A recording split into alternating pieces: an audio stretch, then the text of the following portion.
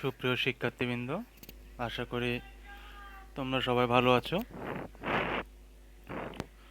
Karnaphuli as a Chowdhury college কর্তৃক আয়োজিত online ভিত্তিক ক্লাসে তোমাদের সবাইকে স্বাগত জানাচ্ছি।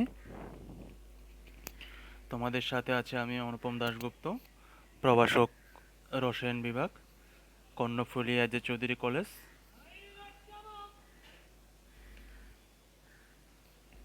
আজকে আমাদের আলোচ্য বিষয় রসায়ন প্রথম পত্র চতুর্থ অধ্যায়, রাসায়নিক পরিবর্তন অধ্যায়টি। আজকে আমাদের অষ্টম লেকচার।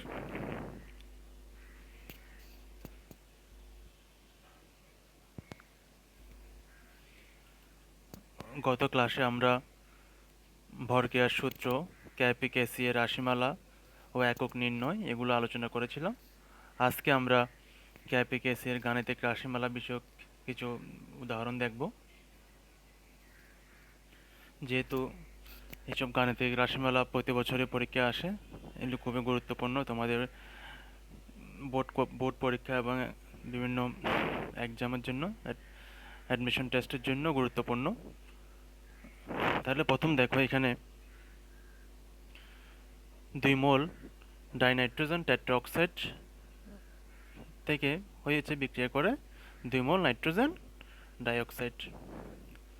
তাহলে এখন দেখো, বিক্রিয়ার শুরুতে যখন কি ছিল, শুরুতে যেহেতু কোনো বিক্রিয়া করেনি সেহেতু বিক্রিয়ক হচ্ছে 1, আর যেহেতু প্রোডাক্ট সবসময় 0 থাকবে, যেহেতু এটা শুরুতে কোনো বিক্রিয়া করেনি সেহেতু যেটা কি হবে, 0 মোল হবে। যখন সেখান থেকে সাম্যাবস্থায় আলফা পরিমাণ বিয়োজিত হয়েছে, যদি আমরা ধরে নিচ্ছি কি কি বিয়োজন হার হচ্ছে আলফা, তাহলে এখানে সাম্যাবস্থা হবে 1 মাইনাস আলফা, যেহেতু 1 মোল নাইট্রোজেন টেট্রাঅক্সাইড, তাহলে উৎপাদ হবে কি 2 মোল টু আলফা, যেহেতু সেখানে 2 মোল নাইট্রোজেন ডাইঅক্সাইড রয়েছে।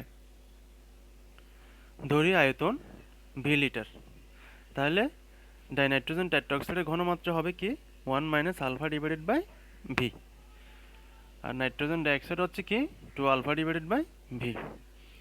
এবার আমরা ক্যাস ইজ ইকুয়াল টু কি পাবো, নাইট্রোজেন ডাইঅক্সাইড ঘনমাত্রা হোল স্কোয়ার, এখানে আর হচ্ছে কি ডাইনাইট্রোজেন টেট্রাঅক্সাইড ঘনমাত্রা দেওয়া আছে। এবার আমরা ভ্যালুগুলো এখানে বসাবো, 2 alpha divided by V whole square, 1 minus alpha divided by V.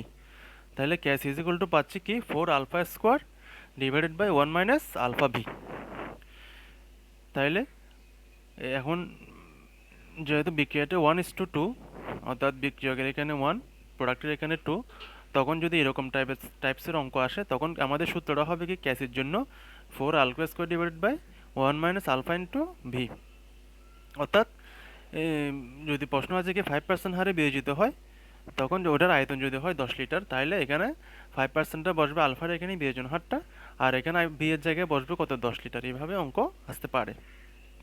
তাহলে আমরা সবসময় খেয়াল রাখবো, যদি আমাদের যে রিয়েকশনটা দেওয়া থাকবে সেটা যদি 1:2 হয়, তাহলে বিক্রিয়ার সূত্রটা হবে সবসময় Kc is equal to 4 alpha square divided by 1 minus alpha into V.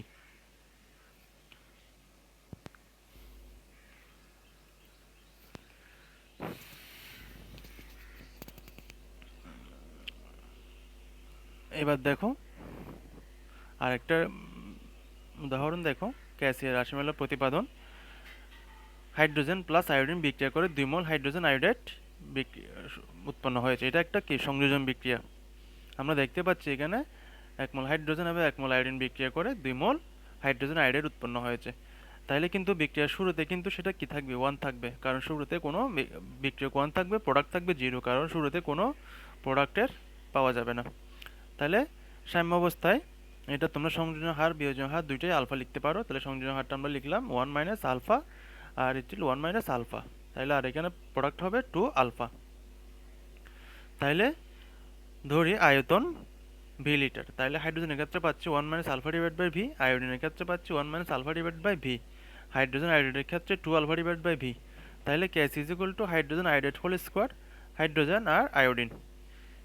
এবার আমরা হাইড্রোজেন আয়োডাইডটা লিখলাম 2 alpha divide by V whole square, আর এখানে হচ্ছে 1 মাইনাস আলফা বাই ভি, আর এখানে 1 মাইনাস আলফা বাই ভি। তাহলে সব কিছু করার পরে আমরা রেজাল্টটা পাচ্ছি হচ্ছে Kc is equal to 4 alpha square divide by 1 minus alpha square. Dear students, একটু জিনিস খেয়াল করো, এখানে এখানে কিন্তু কোনো ভি সূত্রে নেই।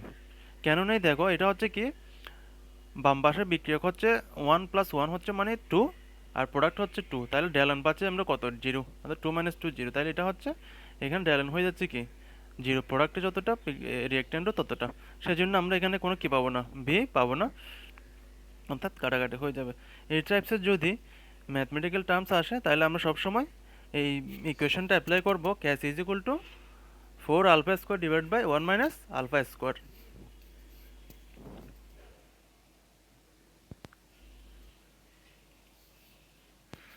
এবার আমরা খুবই গুরুত্বপূর্ণ একটা ক্যাসে রাশিমালা প্রতিপাদন দেখবো, এমনই উৎপাদন। এটা যদি তোমরা সবাই বুঝো তাহলে তোমাদের আর কোনো ক্যাসে রাশিমালা প্রতিপাদন কোনোটা সমস্যা হবে না। এখানে একটা দেখো, 1 মোল নাইট্রোজেন গ্যাস 3 মোল হাইড্রোজেন গ্যাসের সাথে বিক্রিয়া করে 2 মোল অ্যামোনিয়া উৎপন্ন করেছে। তাহলে এখানে শুরুতে মোল সংখ্যা দেখো, নাইট্রোজেনের 1 মোল, হাইড্রোজেনের 3 মোল, 3 রয়ে গেছে এখানে। হ্যাঁ, তাইলে আর প্রোডাক্টে সবসময় কী থাকবে, 0 থাকবে। এবার সংযোজন হার দেখো 1 - α, আর এই জায়গাটা একটু দেখো, এখানে 3 ইন্টু কিন্তু 3 - 3 α হবে, যেহেতু আমাদের 3 মোল হাইড্রোজেন রয়ে গেছে। হ্যাঁ, এই জায়গাটা সবাই ভুল করে, এখানে সবাই কি করে, এই জায়গাটা একটু খেয়াল রাখবে, 3 × 3 - 3 α, আর এখানে হচ্ছে 2 α। তাহলে আমরা যদি এখন আয়তন ভি লিটার ধরি, তাহলে নাইট্রোজেন হচ্ছে 1 - α/ভি, আর হাইড্রোজেন হচ্ছে 3 - 3 α/ভি, আর অ্যামোনিয়া হচ্ছে কত, 2 α/ভি। তাহলে আমরা এখন ক্যাস is equal to ammonia whole square nitrogen plus into hydrogen whole cube. এবার আমরা ভ্যালুগুলো বসানোর পরে আমরা রেজাল্টটা পাচ্ছি 4 α²/ভি² divided by 27, 1 - α whole to the power 4।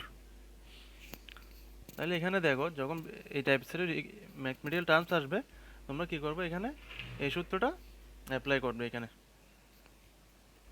এটা কিন্তু খুবই গুরুত্বপূর্ণ একটা রাশিমালা প্রতিবেদন, এমনই উৎপাদনটা, এটা থেকে যেহেতু স্টুডেন্ট এটা ভুল করে, যে এটা পরীক্ষায় কিন্তু আসে।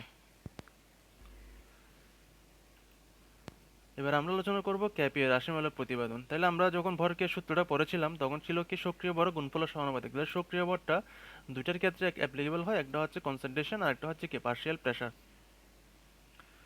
তাই এবার আমরা এতক্ষণ আলোচনা করেছিলাম কনসেন্ট্রেশনগুলো নিয়ে, এবার আমরা আলোচনা করব কি প্রেশারগুলি নিয়ে।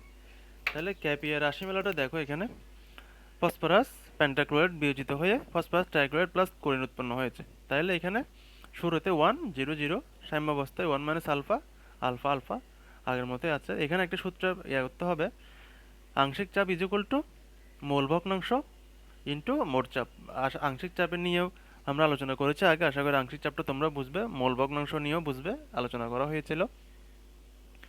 তাহলে ক্যাপি হবে কি, PPCl3, প্রোডাক্টটা PCl2, এটা PPCl5, এটা হচ্ছে প্রেশারের ক্ষেত্রে ইকুয়েশন 1। তাহলে সাম্যাবস্থায় মোট মোল হচ্ছে কি, এটা আমরা যোগ করে ফেলবো, সাম্যাবস্থা যেগুলি আছে 1 - α প্লাস আলফা প্লাস আলফা, যোগ করার পর আমরা পাচ্ছি কি 1 + α। তাহলে সাম্যাবস্থায় PCl5 এর আংশিক চাপ 1 - α ডিভাইড বাই 1 + α ইন্টু পি। সাম্যাবস্থায় PCl3 এর আংশিক চাপ হচ্ছে কি alpha divide by 1 + α into P. সাম্যাবস্থায় ক্লোরিনের আংশিক চাপ হচ্ছে কি alpha divide by 1 + α into P. তাহলে এবার আমরা 1 নং থেকে পাচ্ছি, ভ্যালুগুলো বসানোর পরে ক্যাপ is equal to α² divide by 1 - α² into P.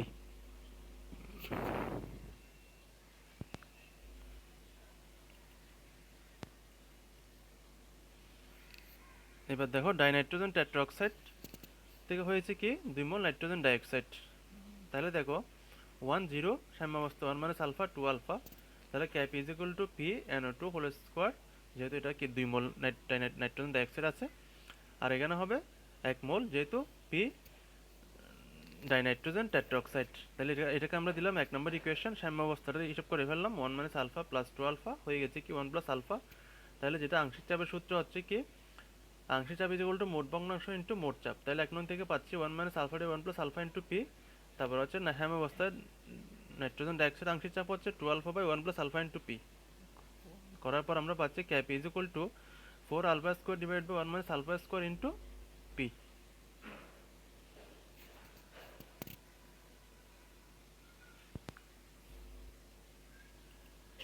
এবার আমরা অ্যামোনিয়াটের আবার ক্যাপি প্রতিপাদনটা দেখব। শুরুটা আগে আলোচনা করা হয়েছিল 130 1 minus alpha 3 minus 3 alpha into 2 alpha. এবার আমরা যোগ করে ফেলবো। তাহলে আংশিক চাপ ইজ ইকুয়াল টু মোট ভগ্নাংশ ইন্টু মোট চাপ লিখলাম। এবার আমরা আংশিক চাপটা বের করব। বের করার পরে হিসাবটা করার পর আমরা পাচ্ছি কত, Kp is equal to 4 alpha square 4 minus 2 alpha whole square into divided by 27 into 1 minus alpha to the power 4 into P square. সুপ্রিয় শিক্ষার্থীবৃন্দ, আজকে আমরা ক্যাসি ক্যাপি বিষয়ক যে গাণিতিক রাশিমালাগুলি রয়েছে, মোটামুটি বিভিন্ন টাইপসের রাশিমালাগুলো আমরা আজকে এক্সপ্লেন করার চেষ্টা করেছি এখানে। গত ক্লাসে আমরা এককগুলো কীভাবে বের করতে হয় এটা দেখেছিলাম, বর্গের সূত্র। আজকে আমরা এর রাশিমালার প্রতিপাদনটা দেখলাম। আশা করি এই কয়েকটা স্লাইড দেখার পরে যদি তোমরা পাঠ্যপুস্তক বইটা একটু দেখো, এখানে আরও বিভিন্ন টাইপসের অঙ্ক রয়েছে। যদি দেখো, আমি আশা করব তোমাদের যে প্রবলেম থাকবে সেটা অনেকটা ক্লিয়ার হয়ে যাবে। তাহলে আজকের ক্লাসটা এই পর্যন্তই। নেক্সট ভিডিও ক্লাসে আবার দেখা হবে তোমাদের সাথে। এই পর্যন্ত তোমরা সবাই ভালো থাকবে। সবাইকে অসংখ্য ধন্যবাদ।